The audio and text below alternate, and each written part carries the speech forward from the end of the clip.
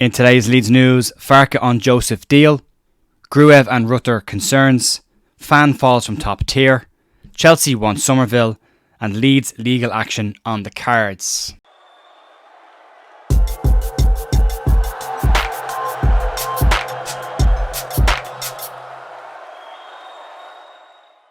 Morning folks, Jay here, Thursday morning the 29th of February, leap year day.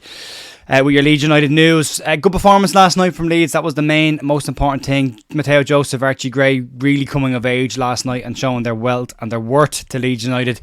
Archie with a fantastic performance last night. Really did look very, very comfortable at that level. Mato, Joseph, two very mature finishes for him as well. Some good performances for lots of players. Some not so good for some other players who maybe needed to nail down positions coming into the run-in. But a very good performance across the board for Leeds last night and keeps that momentum moving, even though they did lose. To lose to an 84th minute goal is a bit of a kick, but I suppose if that's how you lose against a team like Chelsea, you'll take that moving into the game against Huddersfield, which is a far, far more important game coming up at lunchtime. Some stuff coming out of last night's match, and we'll get into this. We'll start with Daniel Farke talking about Mato Joseph and the deal that he signed last month. After last night's night to remember for Mato Joseph, 2 goals against Chelsea, as I said, 2 very mature finishes. He has put himself in a very interesting position, probably pushing himself into now threatening for that number 9 position on a more regular basis. Should Pat Bamford not be available for the weekend, we might not see Jorginho, Rutter or Joel Pirro move into that number 9 position, and we may see Mato Joseph keep his position there as well. 2 goals last night puts him in a really strong position, and Daniel Farke has talked about this as well. In the post-match, Daniel Farke talked about the youngster's performance, how delighted he was and how humble a man Mato Joseph is. On his work rate that he does in training that has pushed him into this position, Daniel Farke said the following: "He likes to work hard, he's open to hints and individual work. Today was not a gift or a coincidence. He earned this appearance, played excellent, deserved to be in the spotlight with his 2 goals. Farke went on to say that this is a major step in his development. Delighted he signed a new contract. It was great business for Leeds, and many compliments to the people behind the scenes that got the deal done." He extended his deal in January. It looks like a very shrewd piece of business now on the back of last night. Again, I said it already, but I'll say it again. Didn't look out of place at that level at all. 2 people that were missing last night from the squad. We knew one of them might be missing, but the 2 players that did stand out as being missing last night, Jorginho, Rutter and Ilya Gruev, both missed out on the squad last night. Noticeable absentees from the entire squad.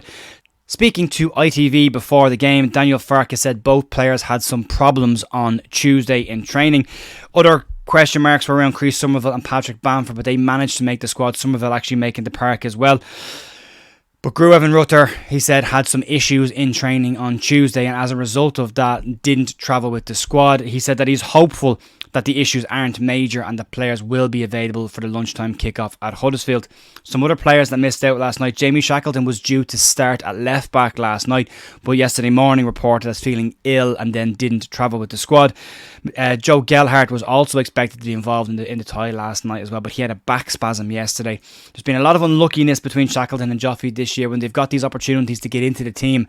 They've either had injuries or illness or personal issues that have stopped them from getting in. We've talked an awful lot about the run into the season and people needing to take their opportunities when they get them if they want to be part of this run-in.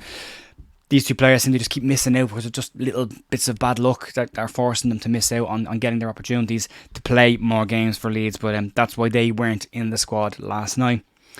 Some updates on the fan that fell from the top tier last night. In case you weren't aware, Leeds and Chelsea confirmed last night that a Leeds United fan fell from the top tier of the shed end onto a section of seating below with no fans there. There's 2 probably sides to that. 1, nobody else got injured, but 2, there was also nobody there to cushion the fall, I suppose, to some degree. The fan fell very, very heavily onto the seats and was reported as being very badly injured.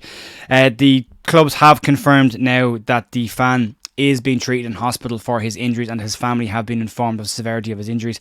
They haven't made it public what the severity of those injuries are.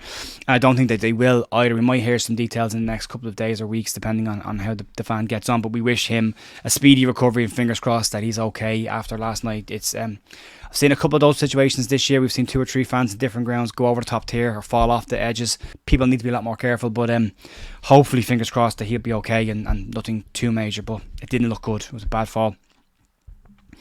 Moving into two major stories for today, and the first one's around Somerville, and according to reports over the last couple of days, and we're going to hear an awful lot about this coming towards the end of the season, Chelsea have joined a string of clubs who want to sign Somerville in the summer.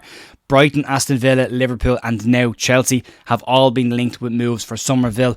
It's also stated that Chelsea plan to move for the Leeds United attacker despite whatever happens with Leeds United in the promotion race. Should they stay in the Championship or should they get promoted to the Premier League, Chelsea plan to move. Anyway, Chelsea are said to be confident here and have tested plenty of clubs with very large offers to pry them away from their parent clubs.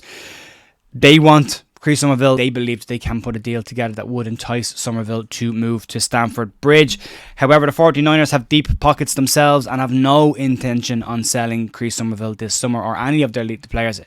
But promotion would obviously make this situation a hell of a lot easier for Leeds and would keep the Wolves away from the door. If Leeds can guarantee Somerville Premier League football at this club, then it is unlikely that he would move away from the club. Failure to get promoted means it would be trickier to keep him at the club, especially if there's some big offers from Premier Division clubs floating around. But the 49ers, as I said, deep pockets and have no intention of selling players, and if anything are looking at strengthening the team when they get promoted. Upwards of £120 million spending being rumoured if Leeds can get promoted.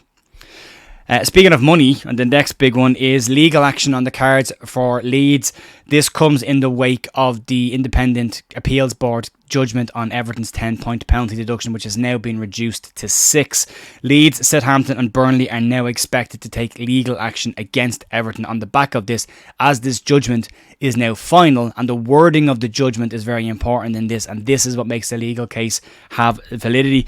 Everton's 10-point deduction has been reduced to 6, as I said, but in the report it states that Everton gained a sporting advantage over other clubs or at the expense of other clubs by breaching financial fair play rules. That is the basis for Leeds, Southampton and Burnley's case against Everton, and that's for one season. If Everton are found guilty of the second breach and another 6-point deduction, that would leave the door open for other clubs. And in the report it says the appeals board paves the way for other clubs now to take action. This will also affect the likes of Manchester City, Chelsea, Nottingham Forest as well in this situation, and will really test the Premier League's stance on financial fair play. This will really come down to the integrity of the Premier League and what the Premier League want to do with this. The clubs are stated as being well within their rights to take legal action against Everton on the basis of this judgment. Everton are celebrating the reduction in the points, but this could leave the door wide open now for £100 million per club lawsuit against them. So that's, you're looking at upwards of 300 million for that one judgment. Should that extend to a second judgment, that would open it up for other clubs who were affected by it to get involved. It's not just relegation as well. Bear in mind that the Premier League awards finances based on the position that you finish in. So you can lose money just by finishing 2 places lower and not even near relegation. So Everton's sporting advantage is also a financial advantage as well. So should that affect other clubs, they could look for compensation on the back of that as well. And the wording being massively important on this, gaining a sporting advantage at the expense of other clubs, is the key line on that. There'll be more information to come on that. It has been said that the same appeals board that dealt with this case will also be dealing with the legal ramifications and the legal action being taken by these clubs against Everton, and it's supposed to have been heard before the end of this season, so it'll be interesting to see. Everton going through a takeover at the moment with 777 partners. They've also said they're not interested in finalising a deal should the legal actions come against the club. That seems to be pushed under the rug, and they do seem to be moving forward and waiting for the Premier League to ratify their takeover, but their first action could be dishing out upwards of £300 million to other clubs on the back of the breaches of financial fair play. It will put a spotlight on a lot of clubs coming into next season as well. We've also seen the spending be reduced in January as the clause of financial fair play finally start to show, and some punishment against clubs is starting to be seen. Man City, you have 115 cases against them, and that's expected to be heard before the end of the season as well. It's a much bigger case. It's easier to get the Everton, Nottingham Forest ones out of the way. You're looking at 1 or 2 cases. It's a quicker process. 115 will take an awful lot longer. So yeah, more to come on that as and when we hear it, folks. That's going to be it for me today. There will be a match day preview tomorrow night for the Huddersfield game with myself and Andrew Dalton. Keep an eye out for that live, and I'll be back tomorrow morning with more Leeds news. You can subscribe to the channel down below by clicking that button, or you can watch yesterday's news video by clicking the preview window down below. Have a great day, and I'll see you tomorrow. Bye.